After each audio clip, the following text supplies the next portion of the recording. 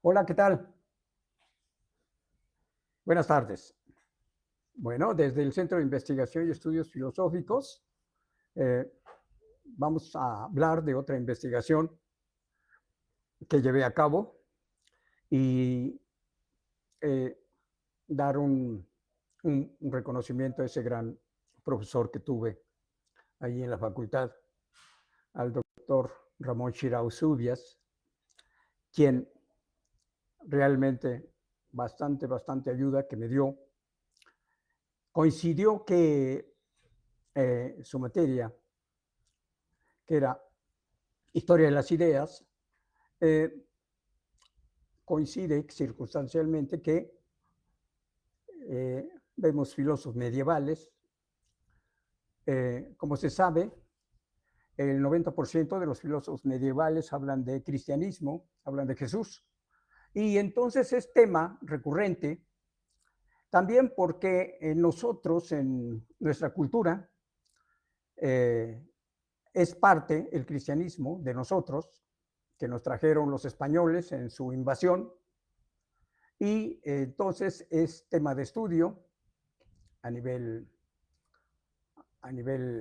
universitario, como cualquiera de las otras corrientes de pensamiento. Bueno, eh, el tema a tratar es las interpretaciones que se le han dado a través de la historia, estos 2000 años del cristianismo, y el uso que se les ha dado. Eh, Realmente se ha observado, más que un uso espiritual, más que un conocimiento espiritual del cristianismo, se dio en un porcentaje mayoritario la cuestión terrenal, y esto lo podemos rastrear desde que Pablo nos advierte, o San Pablo, de que están entrando al ministerio muchos individuos no con la intención de servir al ministerio, evangelizar, sino que servirse del ministerio. La causa de esto es, principalmente en Roma, en los ricos conversos, eh,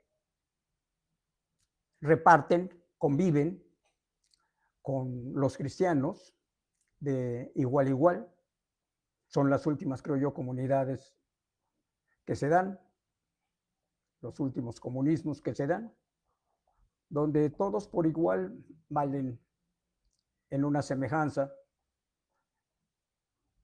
El, el dueño de sirvientes, de esclavos, de tierras y todo, pues no es más que otro creyente, más como su siervo o como su esclavo. Y en esa convivencia, pues la riqueza de un rico en ese tiempo en Roma, los ricos menos ricos, pues tenían 10, 20, 30 esclavos, 10, 20, 30 sirvientes, acres de terreno.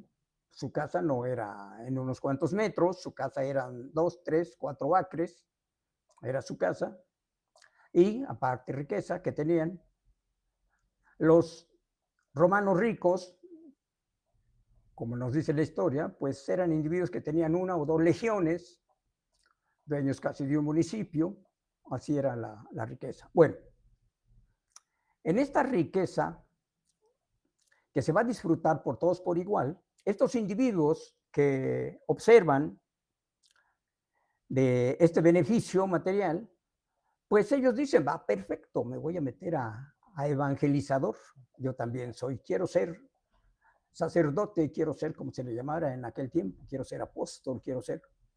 Y con la intención de disfrutar de las cuestiones materiales que se estaban disfrutando, tanto sirvientes, esclavos, como pobres, menesterosos, todos por igual estaban disfrutando de esto que se estaba dando. A finales del primer siglo, calculo yo más o menos cuando se da esto, y aquí empieza esta primera interpretación, lo que hablábamos, de que estos primeros individuos, estos nuevos sacerdotes, nuevos evangelizadores, no van a atender las cuestiones evangélicas, las cuestiones cristianas, las que se habían propagado por los apóstoles, y lo que es toda la doctrina cristiana, lo que es todo el Evangelio, lo que había dicho Jesús, sino que tienden por la cuestión material. De aquí nace, creo yo, lo que es toda la corriente, vamos a llamarlo así, materialista del cristianismo, que hasta la fecha lo tenemos. ¿Sí? Se comprueba en diferentes países, como aquí en México, obispos ricos, millonarios, y también se da en otros países por igual. Esto es producto de ese tipo de ideología que nace ahí, en esta advertencia de Pablo. No hay que olvidar esto porque esto va a servir bastante, pero que la conducta de muchos de estos individuos no va a ir más allá de su nariz. No van a tener ellos ninguna comprensión de lo que es el Evangelio, lo que fue el cristianismo, lo que fue Jesús y lo que dijo, en absoluto. Bueno, posteriormente a este tipo de conductas es cuando se empiezan a hacer los grupos, entran muchos de estos grupos de alguna manera en una discordancia y de la cual unos van a realmente a evangelizar, lo que hace todo el trabajo de Pedro, de Pablo principalmente, y los demás apóstoles, sobre esta propagación, por esta interpretación nueva de lo que es y va a ser lo que es la vida del ser humano. Bueno, de aquí vienen después, en estos mismos pensamientos, en esta divergencia que se da, vienen después cismas que aparecen después, siglo XIV, siglo XIII, siglo XV, Calvino, Lutero, la gran división que se da, evangélicos contra cristianos, se separan de la iglesia. También hay otra división de los ortodoxos, que van a hacer ellos también su propia interpretación del Evangelio, ya que ellos creen que los cambios que viene dando la Iglesia Católica no son cambios ni convenientes, ni originales, ni naturales a lo que es el Evangelio, y se hace otra división aquí de ellos. Bueno, ya con este panorama de diferentes concepciones, nosotros también podemos ver que el cristianismo que nos enseñaron en México no fue un cristianismo espiritual, vamos a llamarlo así, sino un cristianismo terrenal. ¿Por qué?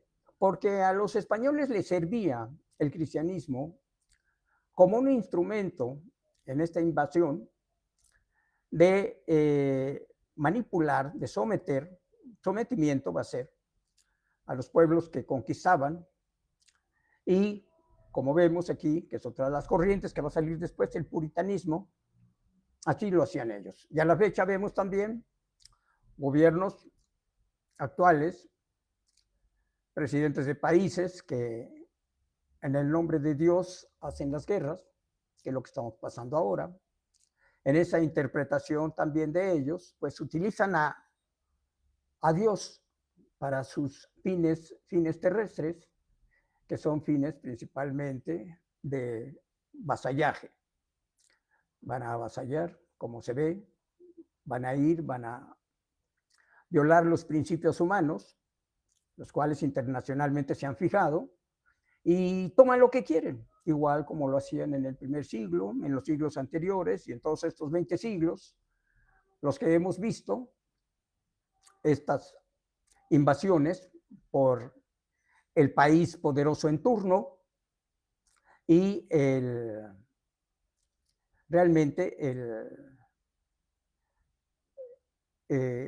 sometimiento, y ante todo el sometimiento intelectual que se va a dar, el sometimiento espiritual, que va a ser limitado tan solo nada más a una cuestión de servicio, nada más. La mayoría de los individuos son servidores, son individuos que deben de servir al monarca, al rey en turno, al gobernante en turno, y tan solo ellos tienen derecho a medio comer, a medio vivir, a medio estar, y muchos de ellos ni a eso, sino a la explotación. Y eso es lo que ha pasado dentro del cristianismo en estos 20 siglos. Bueno, Llegamos nosotros a la conclusión con el profesor, cuál era realmente, en ese sentido axiológico, el valor del cristianismo. ¿Qué era realmente la intención de este hombre, de este joven, de las buenas intenciones? ¿Cuál era realmente la intención de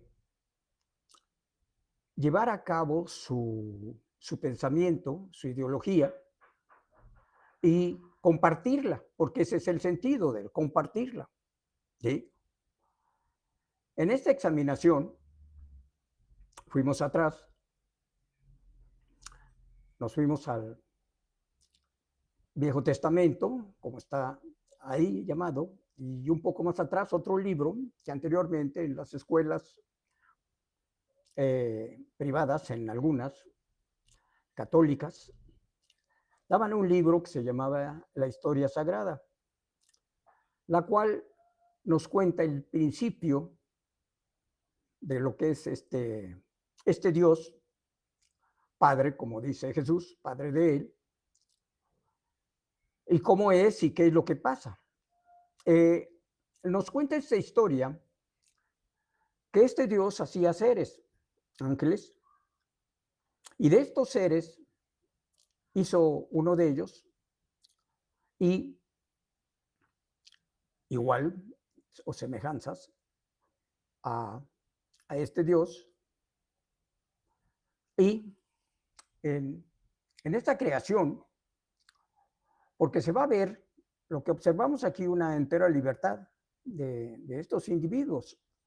Si este personaje que se revela, como marca ahí la historia, contra Dios, este ángel, si no hubiera tenido la libertad, no se hubiera revelado. Este es el principio de la libertad. Si este ángel hubiera sido hecho con una estructura diferente a Dios, no le hubiera dado esa libertad y no le hubiera dado ese poder. Bueno, es la primera relevancia aquí que observamos, la libertad, y la segunda, el poder. Bueno, en este examen vemos cuál fue el motivo por el cual este ángel se revela. Se dice en esta historia que él quería ser más grande que su creador. Él se sentía con esa capacidad de ser más grande que su creador. Y entonces actúa esta rebelión que a fin de cuentas, pues no triunfa, no lleva a cabo su cometido y pues queda tan solo en ahí, en un mero cometido.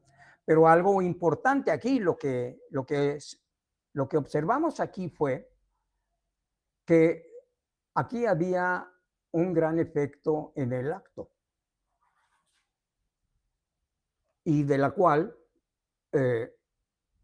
pues muchos investigadores dejaron de un lado que este suceso es muy importante.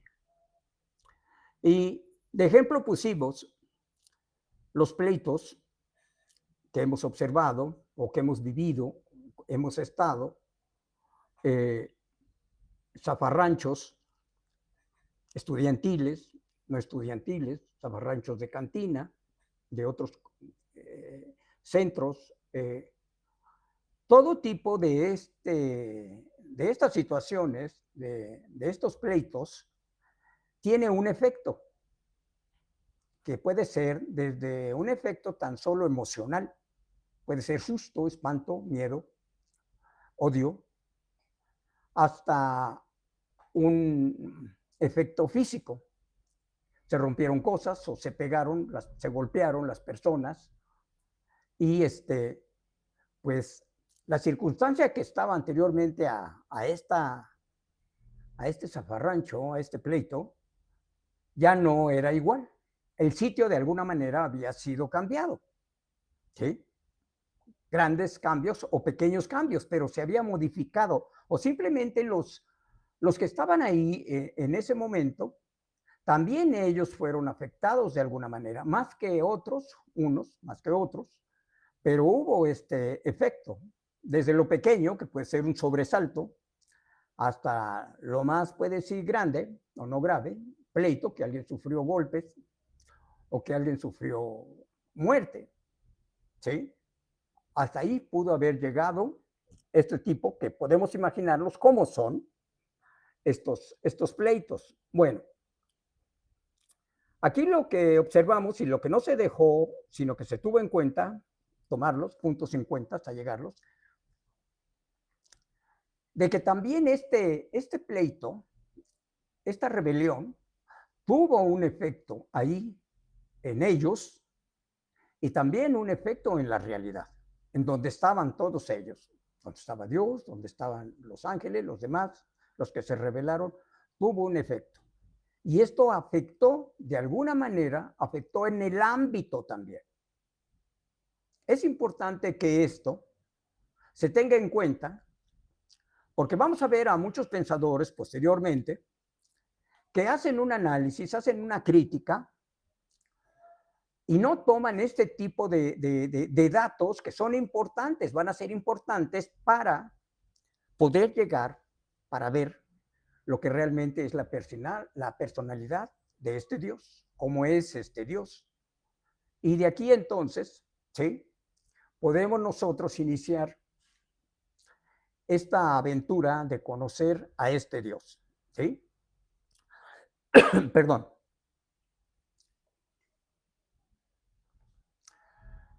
Lo primero entonces que tenemos es que se da la libertad y se da el poder, dos cosas. Que se afectó esta realidad, vamos a llamarle así, esta realidad donde donde acontece esta situación también, y que lo más probable que todo fue afectado. Fueron afectados los individuos que participaron, fueron afectadas todas las cosas, la circunstancia en el cual todo el ámbito fue afectado por esta rebelión. Son afectados también ellos.